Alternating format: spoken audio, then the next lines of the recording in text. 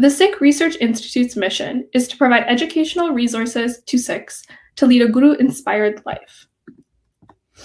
As a global nonprofit organization, we produce original online courses, research papers, videos, podcasts, events, and books to create the largest go-to source of Sikh knowledge online. Today's webinar will begin with a 40-minute dialogue between Harinder Singh and myself, followed by 20 minutes for Q&A.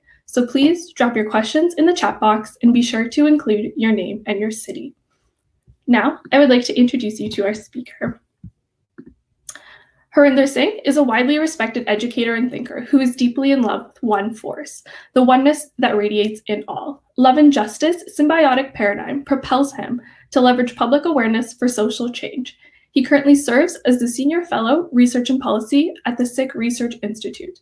Mr. Singh co-founded the Sikh Research Institute and the Punjab Digital Library, organized the Free Akal Takht movement, and envisioned Kaur and Singh Academy. Please welcome Harinder Singh.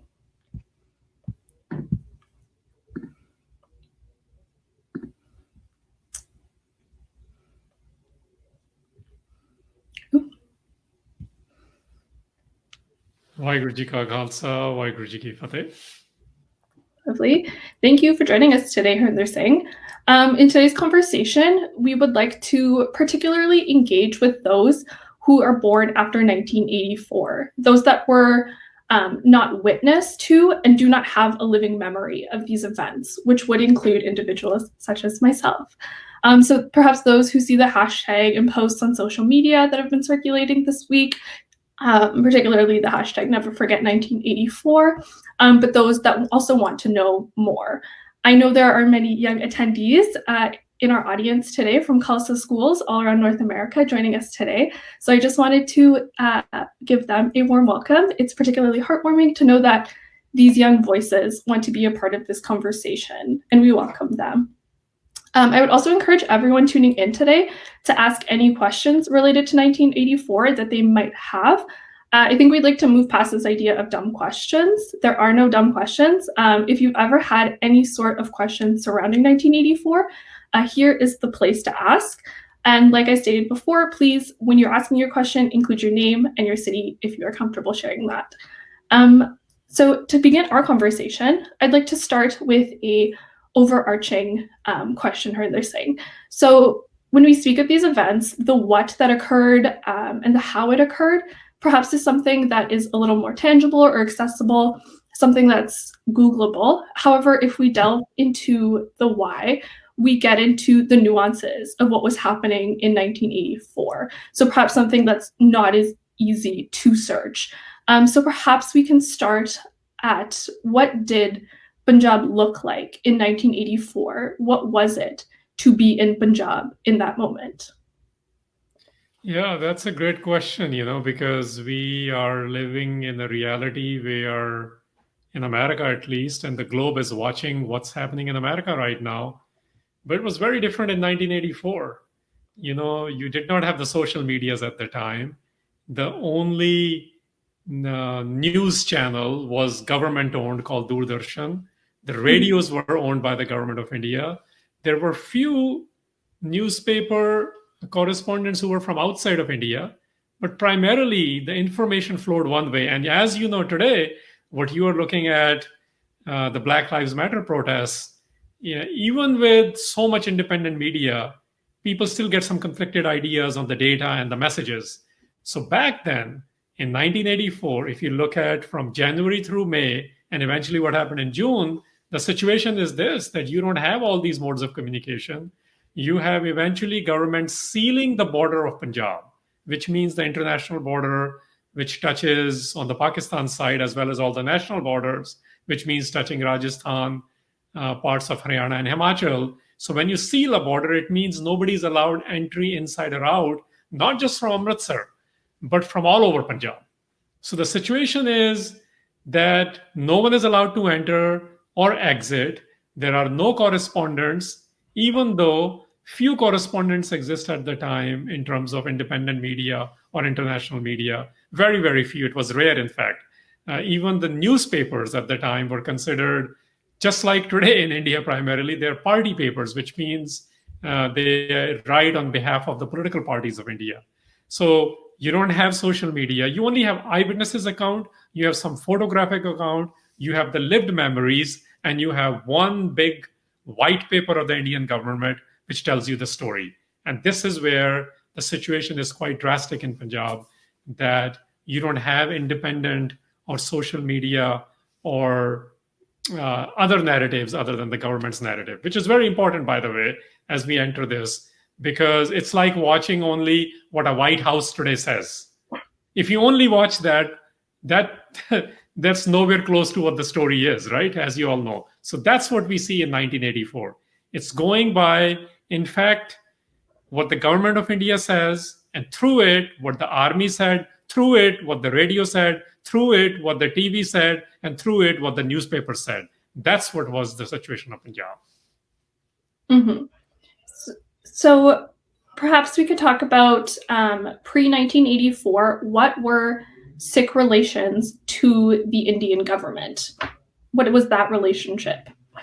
Yeah, so this is one thing which has been not addressed fully, I would say. Either we have addressed this generally when we talk about it in post 84 scenario, Mm-hmm. either only from us, Khalistan movement, let me just bring it that out, Mm-hmm. or we do it from those who have only served the Indian government perspective. So what we really need to understand is even the ones who were serving within India, whether they were serving in the army or in the civil administrations, or who were businessmen, or who were IPS, IAS, IFS, which are basically foreign service and civil administrations, they all actually had something to say about it. And what we do know is, if we look at from 1947 to June 1984, there are at least three things we must understand. That in 1947, Sikhs decided to come with India and not work towards its independent country at the time.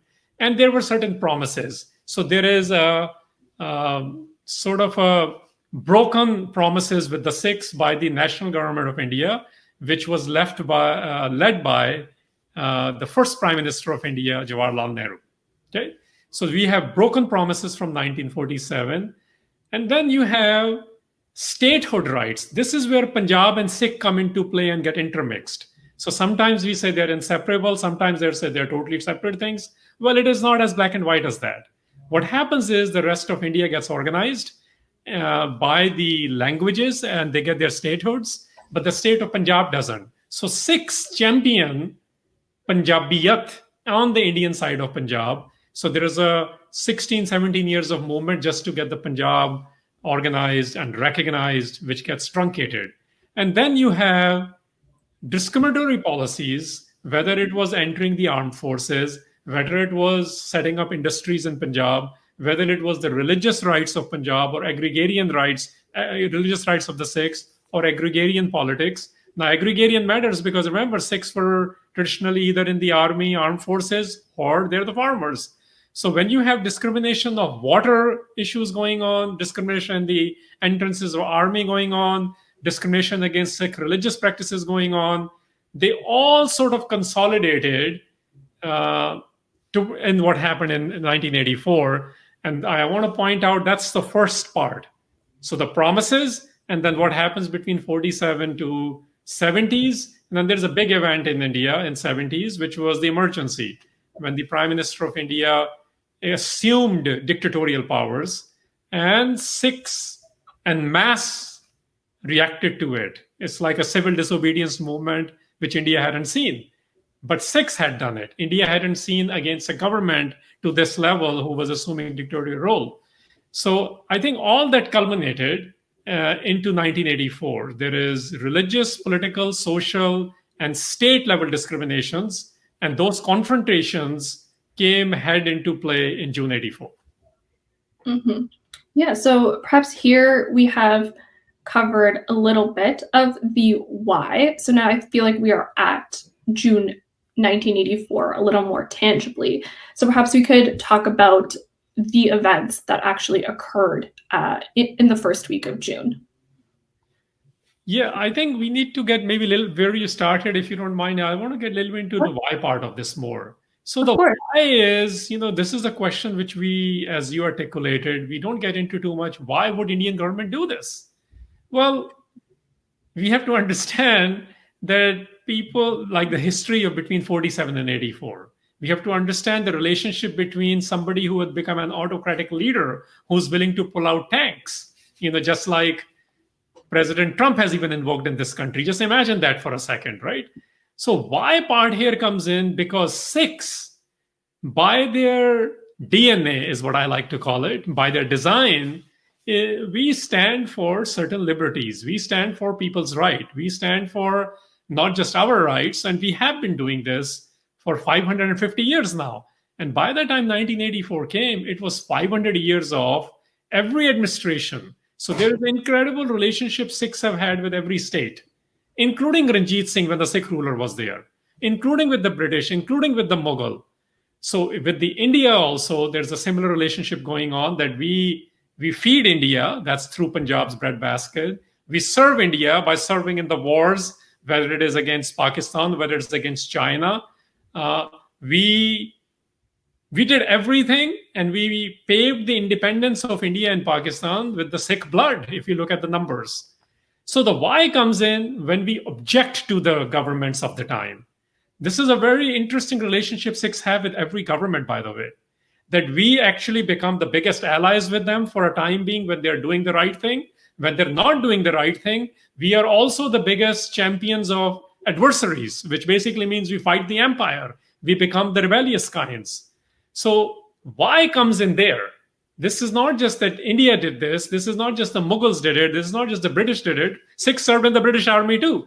But when Jallianwala Bagh massacre happened, they went one way or the other. When certain things happened with Punjab, they went the other way. There were other kind of Sikhs who then decided to not work with the British and fight the British. So similar things are happening in this, in the scenario between 47 and 84, that Sikhs actually served India very well. Sikhs don't hate India. If anything, they were creating a federal structure for India. And the why part comes in because there comes a point where we say government is not doing the right thing. So when you do that and somebody is the autocratic leader, they have no tolerance for it. And that's why a genocidal campaign starts against Sikhs, whether it was in the 18th centuries or whether it was in the 20th century. Mm-hmm. So perhaps like a more detailed question that I have is on this white paper that you have mentioned. So to quote a article that actually you wrote, it says on 10th July 1984, the government of India released white paper of Punjab agitation.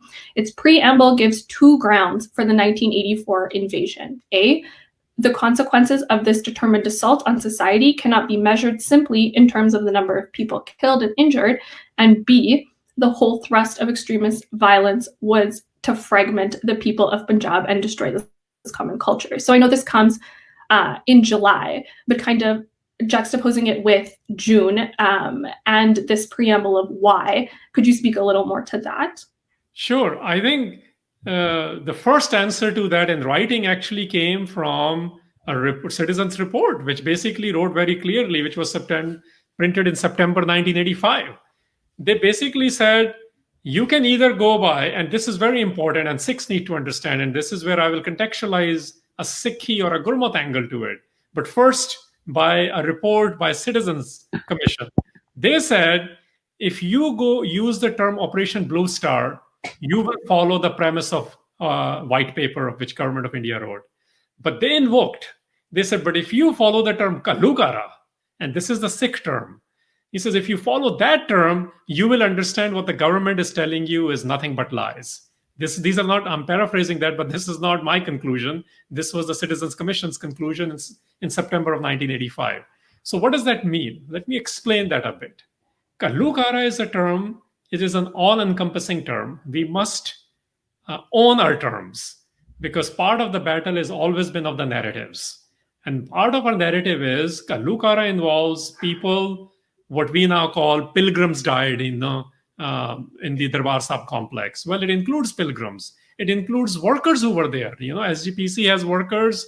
Akal Takht had its own employees or sevadars. Other gurdwaras had other sevadars. So it includes people who are working there, people who are visiting there, people who are pilgrims there. It also includes people who fight back.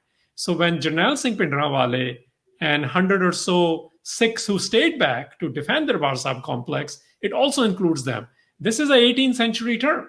And we must understand within Sikh psyche, it is very important for us to protect and our gurdwaras. We invoke this every day in ardas. ਜਿਨ੍ਹਾਂ ਨੇ ਗੁਰਦੁਆਰਿਆਂ ਦੀ ਸੇਵਾ ਸੰਭਾਲ ਕੀਤੀ, right? So ਝੰਡੇ ਬੁੰਗੇ ਜੁਗੋ ਜੁਗ ਅਟਲ ਕਾਇਮ ਰੱਖਣ ਲਈ. So what does that mean? That people who maintain the flags of Sikhi, people who fight the corruptions at the government centers or people who work with the government, that Ghallughara term means that there is an attack on the Sikh nation. Every Sikh, no Sikh is spared.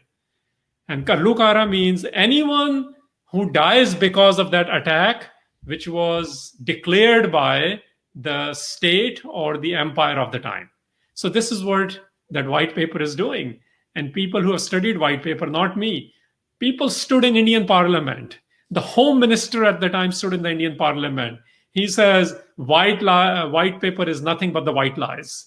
Those are not our terms. So Sikh sentiment, obviously, and the Sikh memory and the survivor's memory will tell you much more. And we will get into that if there are questions on that.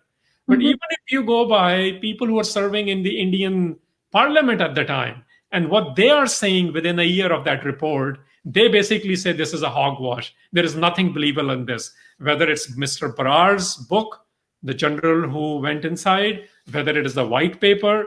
I mean, General Chaudhary even said at the time that this was nothing but the manipulation by the masters in Delhi. So if we look at somewhat independent individuals who have studied the white paper, which is the official account of Indian government, it becomes very clear that nothing is believable in the white paper. Mm-hmm. So speaking to this understanding the narrative, and understanding perhaps a fuller story, something that I'm interested in and questions that I've had while thinking about 1984 is the role of Jarnail Singh Bhindranwale, which I know many, I'm sure, have questions about. So often when we speak of 1984, Jarnail Singh comes into the conversation. Understandings around who he was are often polarized. So something that I've thought about is what role did he play in these events? Kind of what you were speaking about in regards to words and like the hold that words have. So in his case, perhaps it's labels and categories that he fits into. Which ones does he fit into? Which ones does he evade? And what is perhaps this problem of putting a label on individuals? Right. And remember who's putting this label. And remember the government of India at the time, run by the Congress party under the autocratic leadership of Indira Gandhi, they controlled every single piece of information. Now let's talk about from that angle, then I'll come to the Sikh angle. So because of the label. Well, what's the label? Who created this label? You know, this label, these labels, as we know even today, when the word terrorist is invoked, when the term fundamentalist is invoked, what do they really mean? You can see how they're being invoked today in various countries, depending on what narrative they want to generate. But let me first break this, the image of Bhindranwale as in the India today of the time, even the Tavleen Singhs, who now have changed their opinions because of what they are facing in the different government, who's doing the same things in India. But what were they saying at the time? They were saying exactly what the government narratives was. But I want to present what S.K. Sinha said, Lieutenant General S.K. Sinha. This is very important. Lieutenant General S.K. Sinha was asked 16 months in advance to plan an attack on Darbar Sahib complex, which essentially, when we say Golden Temple complex, it means Sri Harimandar Sahib, it means Akal, Takht, and every other Gurdwara. He did the planning of it. In his interview in 1984, in July, he very clearly said, I refuse to implement it because I have taken an oath not to fight the enemy of the nation, not to kill the citizens of my own country. And you know what was done to him? He was replaced and put on early retirement, and General A.S. Vaidya was brought in, who signed the documents to implement this operation. And by the way, the commander-in-chief in India is a president, not the prime minister, and president signs were never taken in. So I'm just giving you one technical and legal thing which they never also did. They manipulated S.K. Sinha. And S.K. Sinha was asked, this is important why I gave that background. He was asked, what do you think of Bhindranwale? You know what he said? He says, somebody comes to my house and I don't stand there to defend my house when they know in a planned way they will be demolished. In this case, this was not just individual's house, this was house of the Sikhs. Everything he did was exactly right. I would have done the same thing. This is from the mouth of Lieutenant General who did the planning of the attack on Sri Harimandar Sahib and the Takht Sahib complex. So let's understand that. And he was replaced by somebody named Vaidya, who was brought in as a yes man general. Even then, they did not follow all the laws in India. So that's important. That's the first name I wanted to bring up. Second, we have all his interviews. How many people have studied interviews of Bhindranwale? How many have you read the English translations of it? If you don't do that, we have audios, we have videos, we have transcripts translated in English. If you're not going to study any of that and not find what is wrong with what he's saying, what is the context of what he's saying, then these labels don't mean anything. I'm going to leave it at that for right now. You can study what the sociologists in India have written about him, like Vandana Shiva, who's still very active in her book, in the Violence of Green Revolution. She talks about the rise of Bhindranwale as being because he helped people. He took people away from drugs and alcohol and blue films, which is pornography. And women were liking him more because their husbands were getting better. And he was taking people. So when people say fundamentalists, what they really mean is that he was taking people back to the way of the gurus, which means, live the life as described and articulated by the gurus. And that's what Bhindranwale was doing. That said, one of the reasons I used the title for this talk, I suggested that we use the devoted and the worldly, which is very important because this is the first time I'm going to bring in the Sikh narrative now. This is Guru Arjan's Shabad. And Shabad for us, for Sikhs, matters the most. Everything else is debatable for us. Shabad can be interpreted. Shabad can be sung. Shabad can be understood in various ways. But we don't question the Shabad. And this is what Guru Arjan Sahib says, that Bhagta te sahsariya, jod kade na aaya. The devoted and the worldly, they will never meet, which means they will never have alliance, which means they cannot come together. And he describes why they cannot. And this is very important because we are witnessing the same things. The generation which is post-84 is witnessing this now in America right now. And Guru Arjan Sahib says, why will not they come together? He says, because the Bhagat is focused on such eternal, the truth. And the Sasari, the worldly, is focused on Kudbol, is focused on trash and the lies. So when you have to counter the lies, the trash, with the truth and the idea of eternalities. And this is why when Bhindranwale is evoked, he's countering that. He's doing it through dialogue. He has never said with any meetings anyone wanted to have. Even the current Chief Minister of Punjab is on record, the current one. He's on record, Captain Harimandar Singh, that I arranged a meeting between Rajiv Gandhi and Bhindranwale, but Rajiv Gandhi didn't show up. Captain Harimandar Singh, whatever he might be, he is also the one who resigned in 1984. Now, I'm invoking this right now in the context of Bhindranwale, that the people who are such-based, truth-based, or eternal ideas-based, eternality-based, they will continue to have dialogue. They will continue to maintain within a Sikh tradition, also to uphold and protect the Gurdwaras. Nobody has the right to go enter the Darbar Sahib complex. Nobody ever did, nobody ever can, and nobody ever will. And Bhindranwale is coming, Jarnail Singh Bhindranwale is coming from that vein. There is a Sasari and there is a Bhagat. And Sasari, which means the worldly, continue to play games.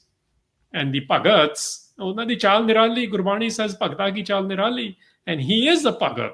I mean, when people called him Sant, that's what it means. He exemplified truth. Sant's literal meaning is don't go by what you see sons around today. It means the one who exemplifies truth. People saw it. Indian army officers saw it. The most decorated general India had produced at the time, Major General Shahbeg Singh, also saw that, and he came to serve under him. IAS officers of India saw it. IFS officers of India saw it. IPS officers of India saw it. People in the villages saw that he spoke the truth. People in the cities saw that he spoke the truth. That is remarkable. So we can go by the labeling of the autocratic government, or we can go by all this other data set available to us and do some self-study and inquiry. And that will really produce that he essentially did what the Sikh tradition is, both in terms of living the word of the Guru to the ultimate testimony from Shahadat, which is what we call Shaheeds, testimony unto truth. Mm-hmm. Yes. Yeah, I really appreciate this. Yeah, this context that is being provided. So maybe narrowing in on a lesser known instance during these attacks, Jarnail Singh, it said, performed an ardas. So what is the significance of ardas more widely, but also what did it mean in that particular moment? Yeah. So actually, the ardas was done by all the prominent Sikhs of the time. This is very important. Ardas wasn't done by him. He was also part of the participants, just like in Gurdwaras when we do Ardas. There is one person leading the Ardas, but the Sangat, the congregation, the collective is participating in Ardas. And it is up to the individual members, those who are standing in Ardas, to see what their integrity of that Ardas is. So Ardas in Sikh tradition is something you do and you don't step back. It is a commitment. It's a firm commitment. It's a public commitment. It is not a personal commitment. So Sikhs have had that many times in their history. In the context of 1984, Pindrawale, Jarnail Singh Pindrawale did not go occupy, as people say, or the government version says, parts of Akal Takht or parts of certain buildings. We can get into which buildings. That's not the case. He was actually invited to come in there by the Akali Dal's president of the time, Mr. Longowal. And they did ardas together for Dharam Yudh Morcha, which included many Sikh personalities of the time. The difference is he's a Sant. And I generally call him Jathedar, but today I'm focusing on the Sant. He's a Sant because he lived the truth. He exemplified the truth. He lived that ardas. The ardas was, nobody will leave this morcha until all demands of the Sikhs are met. And doesn't matter what comes. Doesn't matter what happens. Doesn't matter what the government does. The demands were several. We can get into it. They included certain economic rights. They included certain political and certain things for Sikhs, certain things for Punjab. But he was invited to come there. He stayed there. He lived and died there in the truest sense of what the Sikh tradition did even in 18th century. For example, he needs to be seen in the line, and I'll invoke one historical person here, Baba Gurbaksh Singh Nihang Shaheed, who stayed back to fight at the 6th Battle of Abdali. Ahmad Shah Durrani is his historical name, but famously Abdali. He stayed back with his 30-odd Sikhs to defend Darbar Sahib complex. So we must understand what happens in Darbar Sahib complex, why states attack it, and everything else is noise. We can create as much noise, and this is what happens today as well. It happened earlier. If you don't want to discuss the larger issue, you throw other things so people get busy talking about those smaller points. But yes, ardas was done by the Sikh collective. Very few lived that ardas. 100 or so lived those ardas. And he was one of them. He was a leader. And that's why I call him Jathedar Jarnail Singh Pindrawale. Pindrawale just means he's from Pindra Jatha. Pindra is a place. In this case, there were factions of Taksal, and this faction belonged to the Pindra Jatha. And Jarnail is his name. Even the name tells you something. It means general. When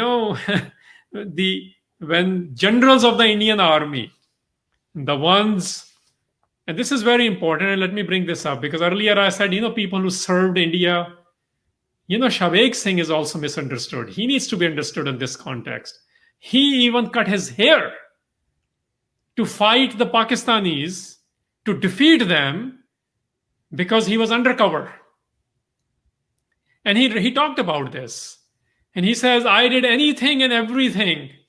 He became S-Baig, B-A-I-G-H. He became, basically that's what you do, in certain operations, because he was operational. And by the way, he's also the one. He taught at the elite academy, military academy in India, where he actually trained General Brar. Think about this for a second. person who goes on from serving in the British Army to the independent India's army, fighting the Chinese, fighting the Pakistanis, creating incredible freedoms for Bangladeshis, training somebody who enters the Darbar Sahib complex Barar.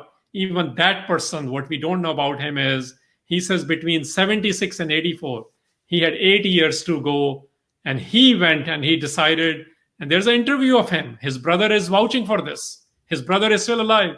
He says, after 76, when he was court-martialed because of political games India wanted to play, they didn't want to make him the full general at the time. He says, I went to Amritsar and I saw who is going to deliver for the Sikhs. He says they were all liars, but a bande vich dam si, a bande vich jor si, and he was referring to Jarnail Singh Pindrawale. So this is the context we have to understand why people chose to believe in him, because he exemplified truth. Yeah, so I think we've done, I'm really, again, I know I'm saying this over and over again, but I really am appreciating this context and this nuance that's being provided. And I think, we have delved into the why, but so sorry, just to be mindful of time, perhaps we could cover a little bit of the what and the how it occurred, especially this first week of June, before we start taking questions from the audience. Sure. I think the larger thing to understand, and we can get into if there are questions on the specifics, of course, that this was no ordinary stuff. First thing to understand here is when you are using 150,000 troops, and at that time, India is the 4th largest standing army in the world, and you are directing this thing from Chandi Mandir, which is right outside Chandigarh, and 150,000 troops are indirectly involved, 70,000 are directly involved. You use chemical warfare, you use tanks, you have 2 models you have already developed in the Doon Valley and the Sarsa and one of the Jamna beds. You have done all those preparations.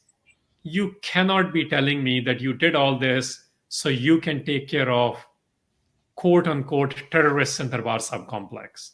And by the way, when the training started, there was no such occupation, including governments. This is government's word, occupation of Akal Takht. So all this is just hogwash. So what is really going on? And this is not just happening in Amritsar. This is not just happening in Darbar Sahib complex. This is happening throughout Punjab. First report said 35 plus gurdwaras in Punjab were attacked. The last count is 78 gurdwaras in Punjab were attacked. Every major gurdwara. So what is happening here? This was, as Joyce Pettigrew put it, this was not to put down any political movement or a leader. This was attack on the Sikh nation. Just like right after Banda Singh Bahadur leaves this earth, there's a declaration that no Sikh will be left alive.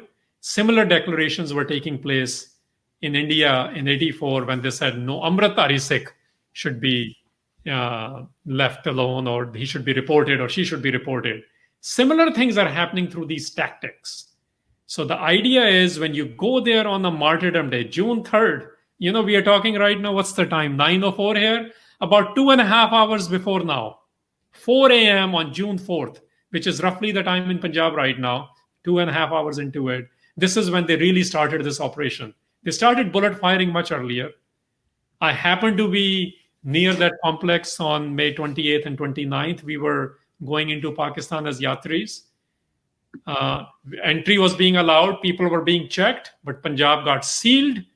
On June 3rd, I heard all this at Nankana Sahib. I happened to be in Nankana Sahib. On June 6th, we found out in Lahore at Punjab, at Gurdwaras of Guru Arjan Sahib Shahadat Jithe hui si, Dera Sahib, that what India was doing to Sikhs. And now we know this very clearly. They used all these troops, they sealed Punjab, and their idea was to attack these major Gurdwaras, 78 of them, demolish this complex like other governments have done, desecrate it, and get rid of anything and everything, whether it's artifacts, whether it's pothis or manuscripts or tosha khana or memories of the gurus, memories on the walls of our paintings, our miniatures, you name it, anything and everything was under attack. It was the red waters of Amritsar is how I like to call it. Everything was made red. They have their white lies and their red lies, but they're physically making everything red. And they did this to break the back of the Sikhs. Now, I say this is not my word. CBC Radio had an interview in Toronto, and this is what Indian government official from the embassy said that we have broken their backs in India, now we will break their backs everywhere else. Not my words. Emissary of Indian government from Indian embassy in Canada, their representative said this. So this is what was happening in June 84. Mm-hmm. Yeah. So I think to bring this conversation to something that I'm interested in is when I often see Sikh history, it's very dominated by male voices. So I think there are many important stories of women that are missing. So what are these stories that we should be telling? What roles, both known and unknown, did women play during these events? So the events, and I understand your question and I value this question. What we must also understand is many a time the stories are not told. Many a times the stories are lost also. But there is one story, just like we only discussed Pindrawale and I mentioned Shobheg Singh. Let's bring one woman, Preetam Kaur. She still talks about it. When last Sarbat Khalsa happened, she was the only sane voice speaking there. What happens, Pindrawale's PA and PA's wife and children, what happens to them is to be talked about as well. When we talk about Banda Singh Bahadur, we say that 780 plus men or Sikhs, mostly men at the time because government was capturing men, none of them refused to identify with him. Pindrawale has similar stories. People who are part of his thinking, part of his Sikh men and women, mostly men, few women, who are part of this, they all identified with him. They don't want to leave. They want to embrace Shahadat with him. And those included women. Few, but they did. Few who tell the story afterwards. So women voices, I would say we have our work cut out, but I think that's a separate conversation. We need to record those voices. We need to amplify those voices, but also understand that most of the participation, because of the circumstances you are in, sometimes because of the religious practices of some of these groups and subgroups, that women role is not of equal partnership. That is a fact. It is not either being allowed by circumstances or by Sikhs who are participating.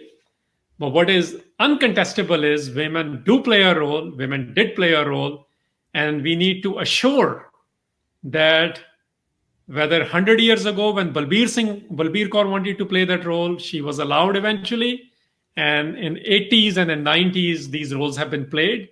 And I think we will see many more of these roles when we start to distinguish and keep our personal religious Sikh practice on the side and look at this as a collective ardas, which includes women as well. Mm-hmm. I think so you spoke of keeping these stories alive, telling these stories, noting them down, keeping them alive somehow.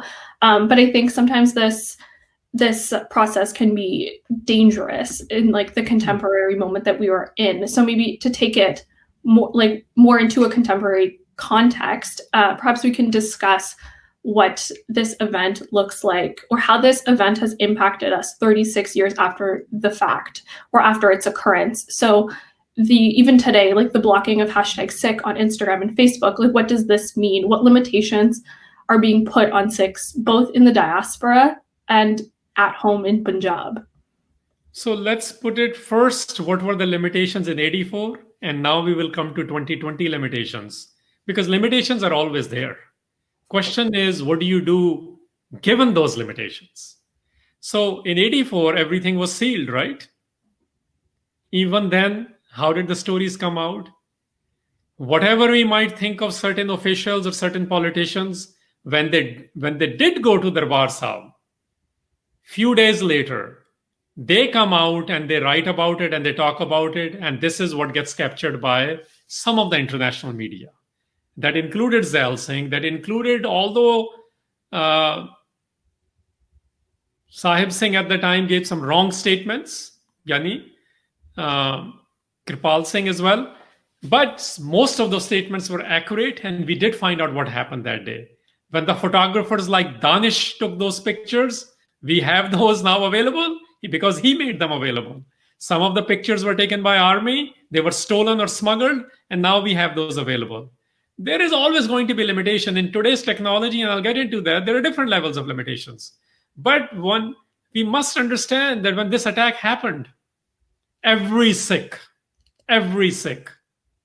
denounced it without an exception. Doesn't matter whether he or she served in the government of India as a politician, as a nominated individual, as an elected individuals, people who had their medals, people like Khushwant Singh and Ganda Singh returned their medals, people like who were serving in foreign services, leaving those services, every kind of Sikh. There was no Sikh who stood by Mrs. Gandhi's actions because it was an autocratic action. Okay, so that's one thing to understand. And because of some of these people, in their own ways, they documented it, they vocalized it. Some of the attention of international media did go that way, to the level where the only global leader in the world who denounced this was Pope John Paul II. So first thing I want to say is this. So do not discount anyone regardless of what else they do in their lives. Second is those who were in Punjab. Because of them, because of their families, because of their associations, now we have a larger Sikh narrative. The first part gave us some hints that this is akin to a Holocaust when people say, this is akin to the manipulations and the genocides. The Indians who wrote this, Indians who served the India, when they talked about it, we found out little bit. But when Punjab Sikhs talked about it, when Punjab Sikhs documented it, when Punjab Sikhs created their oral histories without the sophisticated gadgets of today, by telling their families, by participating in movements, by seeking political asylums, by winning elections in India, this is how we developed the Sikh narrative, the larger data. So those things were limited, and they had their own limitations in 80s, including in 84, but they still did it. So 2020 is here. We have our own limitations. We are tracked. Social media is tracked. It is not a coincidence that the word hashtag, although now put back by Instagram and Facebook, but after erasing and censoring anything which was related to 1984. We need to ask this question, why is this happening? Who is requesting this? So limitations will always be there. Limitations were there several years ago. If I bring in Indian context now, there are so many limitations there, but people are speaking out against the similar autocratic behavior in India. And in America, if I can take that example, in the Bush era, there were similar measures where people spoke out. There was a campus watch list of professors who talked against the government. Today, we see much worse things happening, but people still do their job. This is where Bhagta Te Sasaria needs to be understood.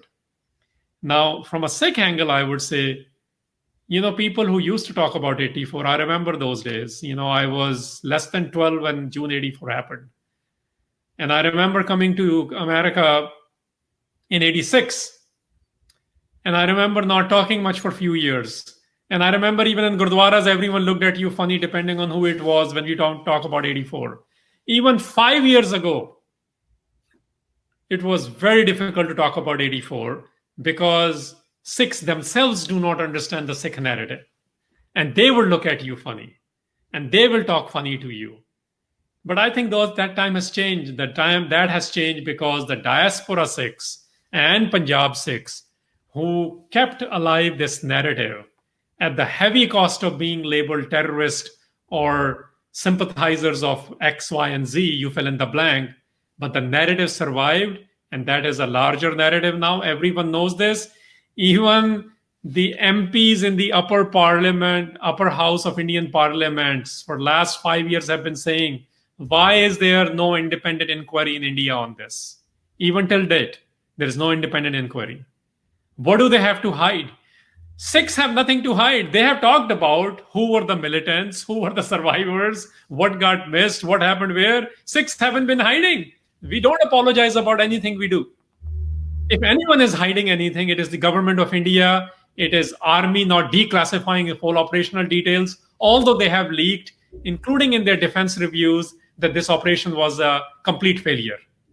So limitations are always there, but you work, you create alliances, you create allyship. You don't create new untouchable class and Sikhs by saying this person works for the government, Indian government, or this person works for Congress. You stop doing that. You find people, you prick their consciousness, you find the best in them, and you try to find more informations so the inquiries of this kind can happen. And by the way, this is where UK and US comes in. UK government is party to what happened in June 84, and I'm going to bring USA to it as well, because the operation had the night goggles at the time. The only organization in the world who had the night goggles at the time in 84 was CIA.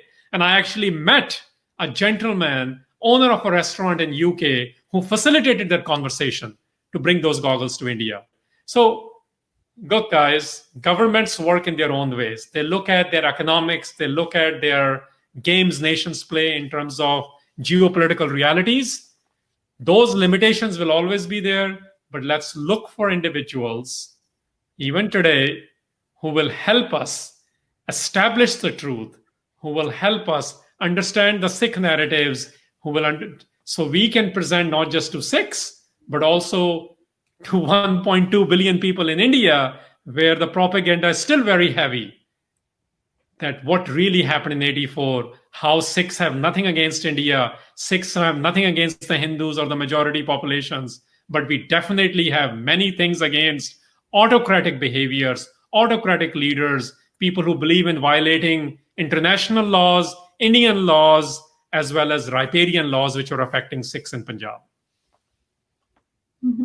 Yeah, definitely. Thank you. Thank you for bringing this conversation and this nuance to understanding the events of June 1984. I'm going to move on to questions from the audience. We do have some questions that circulate around Khalistan. So we have one that is, why do so many Sikh organizations erase Khalistan from 1984?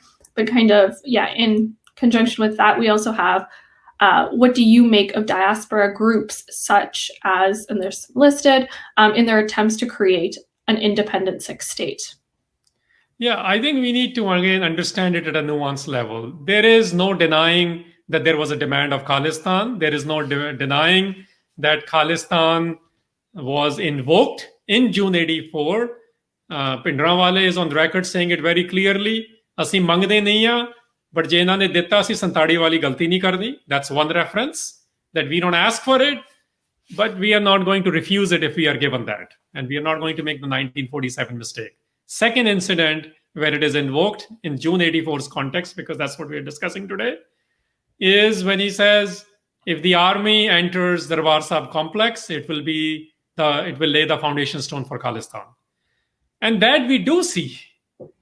If you look at the movement between 84 and 91, there are several things which happen, including a militancy movement by several subgroups within Punjab, supported by a large portion of the Sikh community. And I say large portion because these subgroups win the elections in Punjab. Of the 13 MPs who won election in late 80s, 9 of them were Khalistanis. This is very important to understand when people say, well, this was just a militancy issue. No, it is not. It was also an electoral, democratic way of also selecting who people of Punjab voted into power as well. So there was a movement for Khalistan. That movement, in various ways, through infiltrations, but not having certain envisionings, not having certain things clear, having serious human rights violations. There are multiple reasons, and that's not the topic I want to get into. But June 84 is related to Khalistan. Yes, there was a movement for it. And when people want to work towards it, just like in each country, there are political ideologies. Sikhs also have different political ideologies. If you do not subscribe to independent creation of Khalistan, that's fine. And I think both sides need to understand that. There are people who subscribe to it, there are people who don't subscribe to it. In 80s, a large portion of Sikhs subscribed to it through electoral politics as well. Today, we don't know where all these things are. But there is no denial that Khalistan is attached to June 84. What is Khalistan's future? What is Khalistan's relevance? What is Khalistan's plan? I think that's a separate discussion altogether. But no one can deny that it is attached to June 84. Mm-hmm. Yeah. So speaking a little more to the diaspora, we have a question from Harman. Can you talk more about the impacts post 84 with fake encounters, increased flow of drugs and alcohol in Punjab, and any steps to reconcile this impact for the future generations? I assume like reparations in any form would also fall into this category. Well, so, this is where I think it's a much larger question, and I think the focus is shifting to post 84 stuff. So I'll have a short answer on this. And the answer is this is where our work is cut out within the community. You cannot expect the state to do this. Although state ran its own programs, I went to those to see what they were doing. I was involved in one of the programs for 5 years in Punjab, which had to do with the rehabilitation of indirect victims of torture. But I can tell you, our work is seriously cut out here. What we are seeing 36 years later is partly due to this whole struggle of memory versus trauma and states' design to create I don't like to say it's exactly like that because circumstances are different, but something like what has happened with the First Nations in America. So when you see their levels of consumption of drugs and alcohol, we see similar high levels to what has happened in Punjab as well. But that is much more complex topic. Punjab has more than 800 gangsters as of last year's data who are controlled by the political parties in Punjab. They have a free flow of weapons. And we need to study that more to answer some of these questions as well. But there is no denying that the trauma of 84 is on us, just like the 47s. And I think we need to start talking about 84 much more in an open and patient way, is what I would say. That there are people who have witnessed many things. And if they want to fight for certain things, at least understand them and listen to them. You don't have to agree or endorse it. Similarly, those who chose to leave the struggles, there are several who have left as well because of their own traumas within the families as well. We must understand that as well. But the unquestionable thing here is that state had a particular design, that state and its agencies implemented it, and the residues of those are still seen in varieties of ways. And it all started with the attack. This was the first attack in 20th century, third Ghallughara we call it, which means it happened twice at this level in 18th century. And then roughly after 225-year gap, it happened again in the late 20th century. So it's going to have its effects on our psyche quite a bit. And these effects, it takes a couple of generations if we start addressing it. And this is where I want to bring in Sikhi a little bit. When this happened, the Ghalugharas happened in 18th century, we dealt with them very quickly. Because we were Shabad-oriented, our leadership was Shabad-oriented. We believed in Bani, we studied it and we implemented it and we lived it. We dealt with it. The mothers who had their kids beheaded in mass, in hundreds of them, or first Ghallughara, whether it was the Lakhpat Rai or the Jaspat Rais, or whether it was the Mir Mannus of the world, we dealt with it very quickly, and we very successfully created the first independent Punjab ever after 700 years. And what I want to bring here is, how did Jassa Singh Ahluwalia do this? He lived through the two Ghalugharas. And people like me are sitting here 36 years after.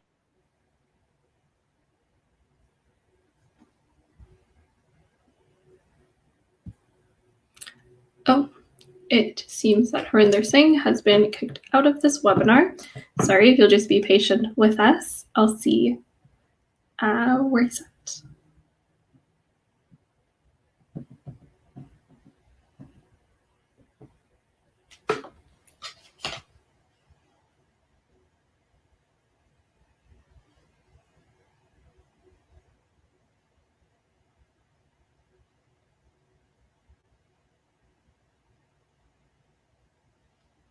Again, apologies for this disruption. Please do continue to push your questions through. I am seeing them all. I would suggest that you limit them to the Q&A portion so I can address them, and also yes, just being mindful of time.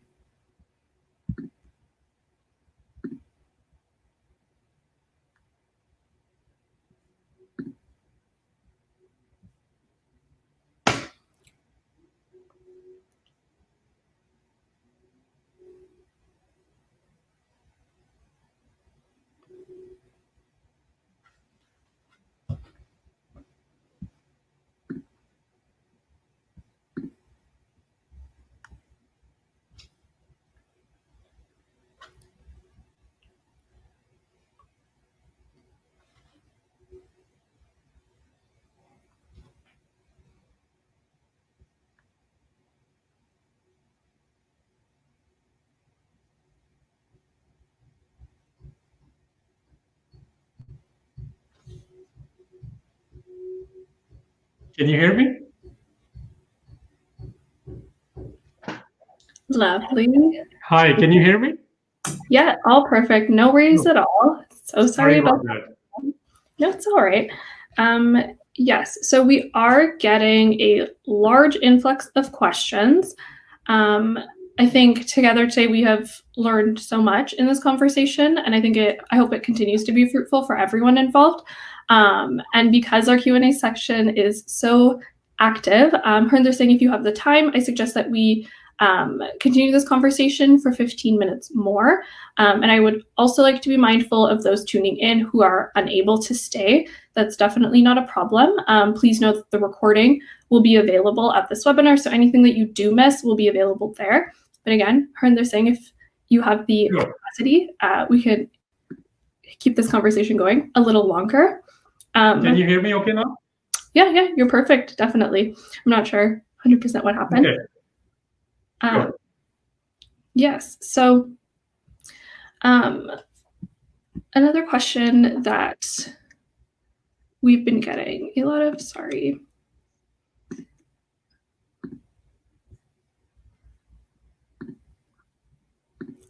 So again, in relation to these events in particular, and I guess centering the ardas again, Abhinash K asks, what was the goal of the ardas done by the 84 Sangat? How can we as Sikhs living in the 21st century continue to follow through with the goals of that ardas, i.e. passing Anandpur Sahib resolution? Yeah, I think there is a lot of misinformation about the purposes of ardas. And first thing I would say is the goal of ardas was the Ramyud Morcha. There were particular demands. And I encourage everyone to go read up on those demands. And the word morcha needs to be understood here. Each morcha in Sikh tradition had a particular end they were after. And what has happened in 20th century is that Sikhs and their movement started many morchas, but we actually never met those end goals, and the morchas got demolished or ended, including in earlier 20th century. So I'm going to leave it at that. But ardas, basically, we need to do our own ardas. So this is one place I would invoke that we cannot go work on the missions of the earlier generations. We live with their spirit. They operated in a particular cultural milieu, in a particular political reality. And what we need to do is, what is your ardas? What is our collective ardas is what we need to first develop. We have not even developed a deliberation method to do even proper ardas. So what I would say is, Anandpur Sahib resolution was drafted in 70s. It was a vision which was developed in the circumstances between 60s and 70s. What Sikhs were saying to make India a federal structure is a demand which Tamil Nadu did 20 years, 30 years ago, a whole study on and now the leftists of India and some centrists of India are accepting is the vision for India. So we were 50 years ahead. Today we need to do the same thing. We need to actually not go back. Justice Singh Ahluwalia did not say, let's develop what Banda Singh Bahadur did. He said, let's learn from Banda Singh Bahadur and Nawab Kapoor Singh, and let us do what we need to do next. So similarly, what 70s Anandpur Sahib resolution did, 80s Khalistan declaration did, 90s Amritsar Elanama did, since 90s we have been sitting and we are not deliberating what is the right thing for us to do at this moment in our history, at this moment of the realities we are in for our communities. So if we are interested in that, it requires serious deliberation. It requires very genuine deliberation, which is based on Shabad. It requires us to become truth exemplars. And in those realities, we should then carve out, this is what a community should do. I think there was a revival to do Sarbat Khalsa so we can actually have those conversations. As you know, those haven't been working out because they are not open conversations. They are not deliberative conversations. So your ardas, my ardas can be anything you want. Your organizations or your Jathebandis ardas can be whatever you would like. The collective ardas of the Sikhs, it requires due deliberation and genuine effort. Mm-hmm. Yes, definitely. So another question that we got is from Jagjot Singh. They say a name popped up in every file of 84, i.e. people who were involved in the attacks. So Jagdish Titler, but there is no for against him. But in an interview, he said that he killed people in Delhi. So he was involved in the attack. And if yes, why was he not punished? So I think we are mixing the June and the November here. I would say we need to look into our data a little bit more carefully. Jagdish Titler is accused for the second quote-unquote Operation Shanti, which was preponed after Mrs. Gandhi was assassinated. He was involved in the Delhi pogroms or Delhi genocides. Actually, the genocides happened all over India outside of Punjab, but Delhi was one of the worst areas. So I think there is some disconnect there, but I'll take it in spirit. If we have identified people, we know who did it, well, there are legal means to do certain things and those people are pursuing it. There are Sikh militancy means of pursuing it and they also did it. So we must recognize that within June 84, within 2 years of that, the general I mentioned, the prime minister, and few other people, certain Sikhs decided in their resistance and the ideas of Guru Gobind Singh's dictum, they decided that enough is enough and we are going to do something about it, and they did, including those who served Mrs. Gandhi directly as their bodyguards. So my point is, certain things happen through legal means, certain thing happens by military means, certain things happen by forgiveness, certain things happen by saying, you know what, they were just following orders. This is where redress and reparation comes in. This is where restorative justice comes in. We need our own community members trained in these things so we can nuance these things for ourselves. This is how Sikhs in 18th century did it. They took care of business, they moved on because they were connected with the Shabad, they practiced Nirpa Nirvair, their vocabulary mattered. They did not cuss people out. They took care of them wherever they needed to, including in the battlefield. So what I'm saying is, if you're looking for justice, justice operates at multiple levels. We live in 21st century phenomena. We must understand certain 21st century systems, and people who are pursuing those systems, either you can support them directly or indirectly, or you can start another way to create another form of justice. And one of them we talked about earlier is doing justice to our memory and trauma. Definitely. So sorry, but let's circulate back to the question that we were covering before you got cut out, as it seems like, yeah, it was cut out for most people. So kind of circling back to what we were discussing there, Navdeep K says, Gitu says, before the technical interruption, Mr. Harinder Singh was telling us how fast we have recovered from the first two Ghalugharas. Why is it taking more than 36 years to recover from the third? Could you please explain? Yes, thank you for asking that again. I think this is the instruction moment. And I sort of alluded to it that in 84, we actually did recover fairly quickly. But after there was a massive human rights violations and extrajudicial killings unleashed in Punjab, including in the words of former DGP of Punjab, Julio Ribeiro, he wrote a book called Bullet for Bullet. And he's clearly said there that we were not fighting, we were creating basically blames on the Sikhs and Sikh militancies, those who supported Khalistan, by killing, including Hindus, to give them bad names. But anyway, that's a separate conversation. I'm saying there was a bit of a quick recovery in 80s as well, but then there was a massive killings, massive operations by the governments. In 18th century, we were able to do that, although at that time there is a massive killing as well, because I feel as a community, we actually believed in Akal Takht. We believed in our leadership because our leadership was also truth exemplars. We are facing this crisis for almost 2+ decades now, that we do not have the leadership of that metal which is based off Shabad. Jassa Singh Ahluwalia only did two things. The one who actually delivered freedom for Punjab after 700 years of slavery. He studied Bani. He became one with Bani, one with Shabad. Nawab Kapoor Singh's training was that to him.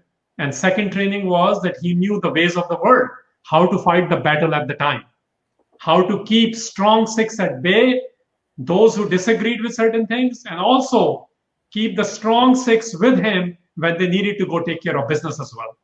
So creating these strategic alliances based on the Gurmat ideas of Sikh principles, I think we are seriously missing on both fronts again. I think earlier generation in 80s did the best they could. Our work is cut out. I think we are beginning to develop those external strengths, the strategies, but I think our internal strength is severely lacking. And I think there's an instruction in today's hukum. When I read the hukum this morning from Sri Harimandar Sahib, it said towards the end that, do you even know what to write? How are you going to write the such? And that requires us. What ink needs to be used? What is your ink pot? What is your paper? And where is the vichar? The word uses vichar, and where is the reflection? I think those are the things which come then through the Shabad for us. So 18th century, we survived the two Ghalugharas. Then we actually thrived. We captured Lahore. We captured whole of Punjab. And then Ranjit Singh came in because even when they were removed from Sikhi in certain personal practices, they were not removed from Sikhi from a Shabad understanding of things. And this is where I think the biggest challenge is. We do not invoke Shabad to develop solutions. We are only invoking Shabads to do samagams and kirtans and simrans, which is fine. That gives us a personal strength. But we must invoke Shabad to carve out reflective and strategic solutions for what the Sikh world needs within Punjab, as well as whichever other countries we are living in now, in order to address, including with the governments of the time, including in America, in Canada, in UK, because all of this comes into play when Sikhs are highlighted in those countries, and now it's coming into play in the social media, as we discussed earlier. So Shabad-based leadership, Shabad-based strategy, that's the work which is really needed. Yeah, I think this centrality or centralizing of Shabad, I think it's important to acknowledge and understand. A question that we have also gotten is, could you speak to the fact that there was supposed to be a stoppage of Punjabi grain to the rest of India on the day of the attack?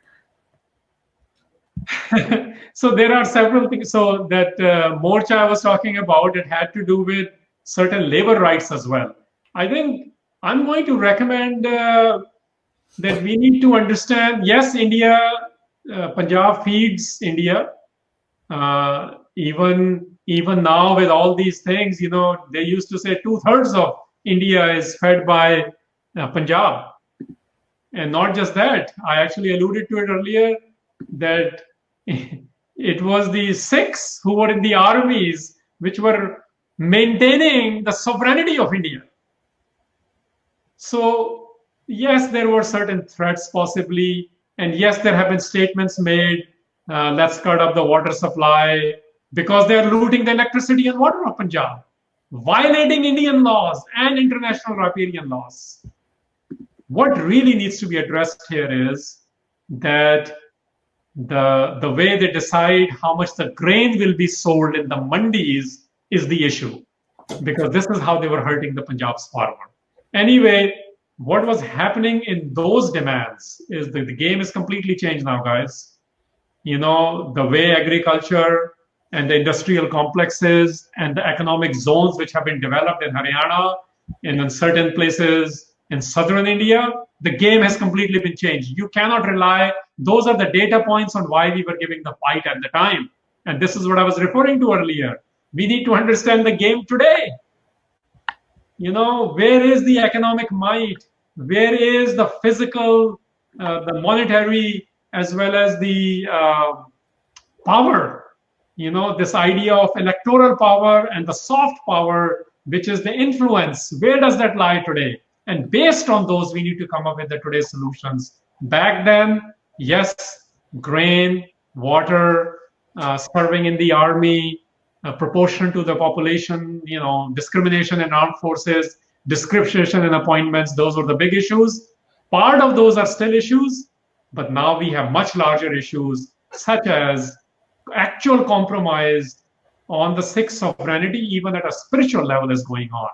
You know, when we are being clubbed as a dharmic religion by saying that you don't even have your own identities, you are part of the larger framework. So the ideology of earlier is autocratic, today is also operating as autocratic, but the issues are a little bit different and the game is a little bit different. We need to understand both of those from a Sikh perspective and come up with reasonable solutions for different veins of Sikhs.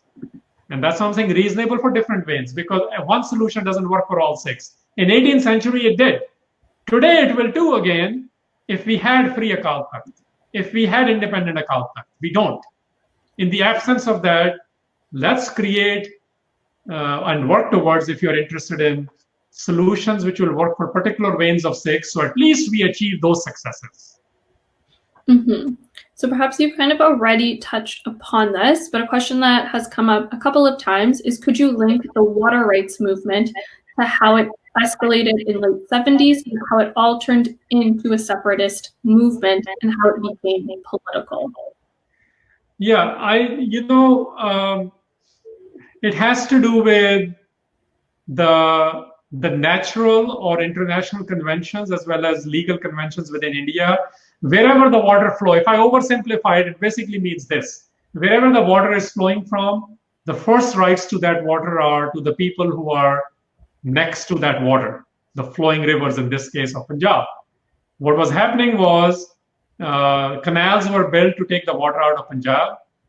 That water was used to create electricity, which Punjab had to buy at a much higher rate. So there are basically policies, I would say, created to bankrupt Punjab of its natural resources and then have Punjab buy those resources back in form of electricity, in this case, at a much higher rate. So it's like a double whammy going on.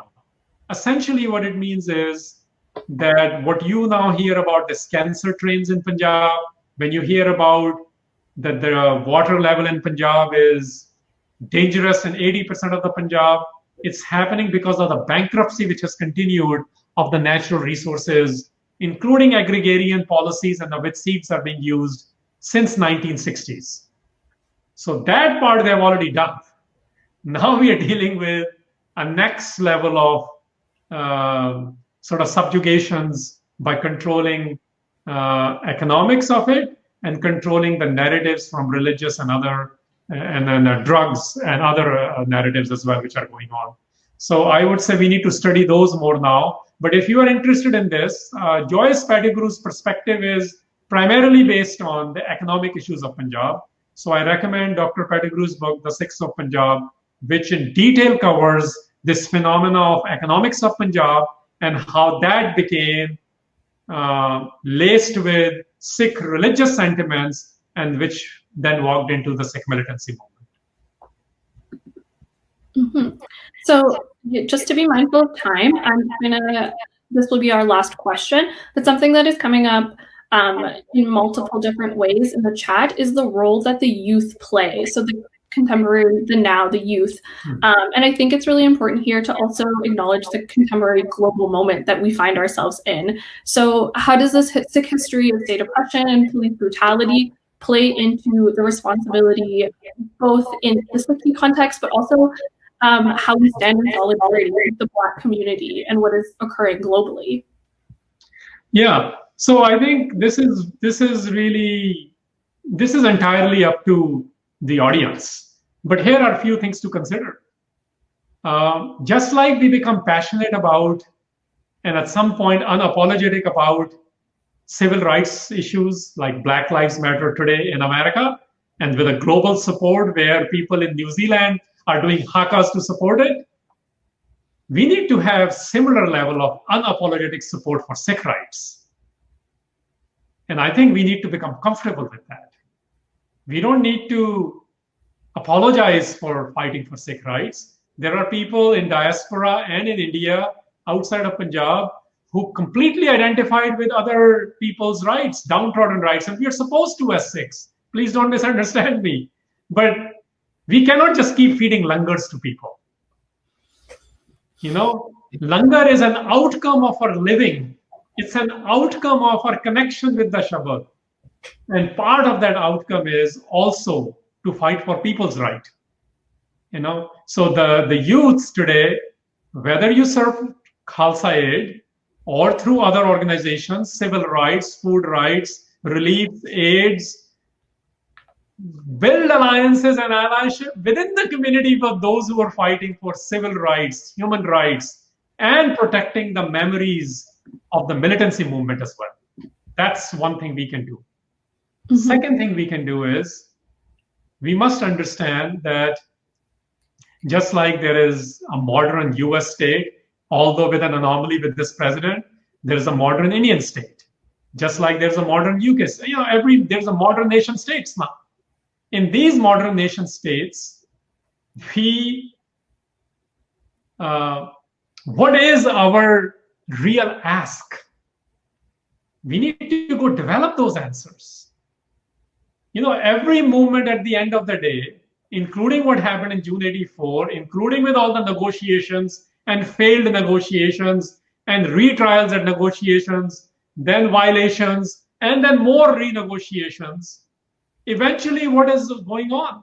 At some point, you must be so clear in what demand do you have and what can be met at this moment in time.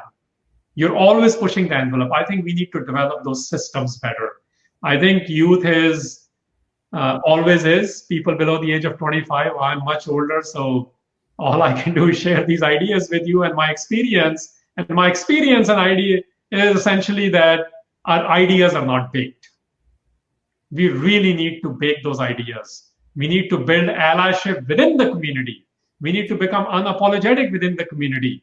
We need to create very discerning intellect, Akal Latif in the words of Gurbani, where we are able to, in the words of Gurbani, in a love-based justice, we are able to pursue our own rights while we defend other people's rights. So I think that's where the work is. Right now, we do not defend enough in our own community. And we have created new untouchability class, is what I like to call it now. Within the community, there is a other Sikhs become, certain portion of Sikhs become untouchable to us, the ones we don't like, or based on what their caste is, based on what their political ideology is, based on what their social strata is. This is the new caste system for us. We need to address this. I think youth can address this. We need to not play that game, which was the game of 80s or 90s. We don't need to play the games, which is the dirty game of Punjab caste politics or Indian caste politics. We don't need to play the Jat or the non-Jat politics. They're all bringing that into June 84 as well, by the way. Be very cognizant of that. They did this to Banda Singh Bahadur. They did that to the Gurus. We must understand that our alliance is of Pagats and our chal is Nirali. And we are the truth exemplars. So let's go build internal strength through Shabad for that truth exemplification. And then allyship with other Sikhs, even the ones we disagree with, for our particular goals, we need to develop those allyships within the community. And then externally, let's develop some skill sets and strategic thinkings in the way the world works today, whether it's in America or in Canada or in India, and then figuring out how to utilize those skill sets, those relationships to deliver the best outcome for 2021. That's how we need to start thinking.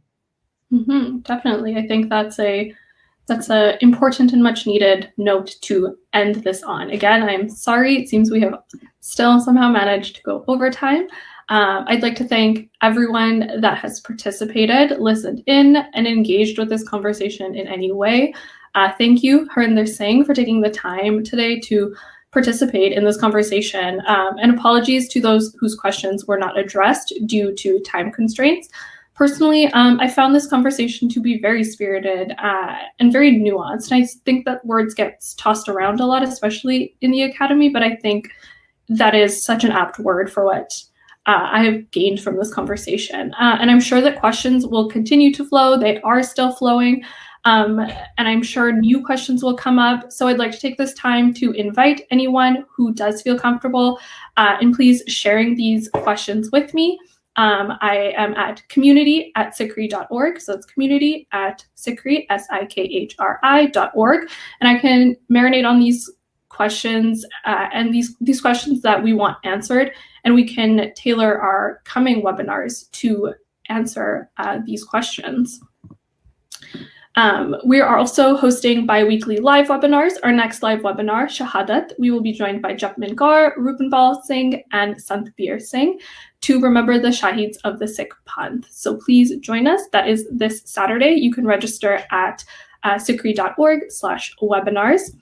And lastly, please don't forget to tune into the Sikhcast, a podcast produced by Sikhri, where we explore the various issues and events affecting Sikhs worldwide. Thank you for joining in today. And again, I know I got a lot of questions about the recording of this webinar. It will be emailed to you using the email address that you registered with within 24 hours. Today's live course will be ending now. Vaheguru Ji Ka Khalsa, Vaheguru Ji Ki Fateh.